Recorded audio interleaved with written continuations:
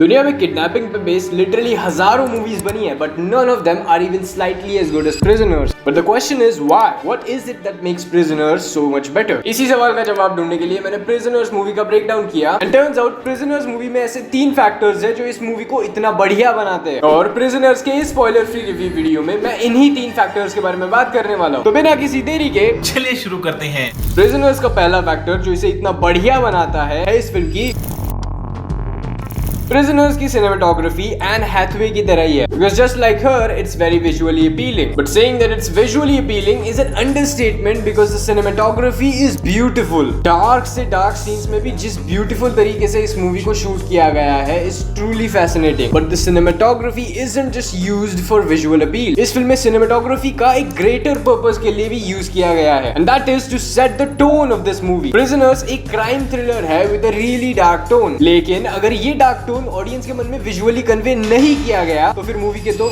लग गए। लेकिन लाइटिंग और सेट्स की मदद से ये डार्क टोन इतने बढ़िया तरीके से कन्वे किया गया है कि तुम देख के ही बोलो well done. But even though the cinematography is visually appealing and helps in setting the tone of the movie, it isn't the reason for Prisoners being such an amazing movie. I mean, cinematography isn't the reason why people praise Prisoners so much. The actual reason for why people praise it so much is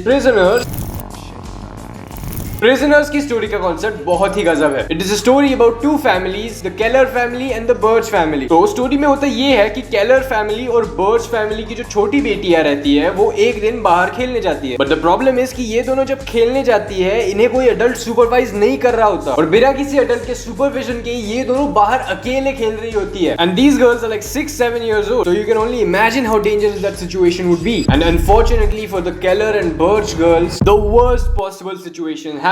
दोनों लड़कियां kidnap हो जाती है और ये पता चलने के बाद दोनों फैमिलीज इंस्टेंटली पुलिस को कांटेक्ट करती है and they pray for the best. But this isn't the concept of Prisoners story that I was talking about. Prisoners की स्टोरी के जिस कांसेप्ट के बारे में मैं बात कर रहा हूँ वो है इस मूवी का dual protagonist concept. Most movies में यूजुअली एक ही प्रोटैगनिस्ट होता है, but in Prisoners there are 2 of them और जिस तरह से उन्हें मूवी की स्टोरी में यूज किया गया है इज एक्चुअली वेरी इंटरेस्टिंग। पहला प्रोटैगनिस्ट है मिस्टर केलर, जिसे अपनी और बर्च फैमिली की किडनैप हुई दोनों बेटियों को किसी भी हालत में ढूंढना होता है। एंड देयर इज डिटेक्टिव लोकी, ये वाला जो वो पुलिस ऑफिसर होता है जिसे ये किडनैपिंग वाली केस असाइन करी जाती है and he too wants to find the girls. Prisoners में इन दोनों का सेम ही गोल होता है which is to find the girls, but their ways of finding them completely different. Detective Loki दिन रात काम करता है किडनैप हुई लड़कियों को ढूंढने के लिए, but he operates within the boundaries of the legal system. लेकिन mister Keller on the other hand has a way more extreme approach और अपनी बेटी को ढूंढने के लिए उसे अगर कोई मॉरली और लीगली रॉन्ग चीज करनी पड़े तो वो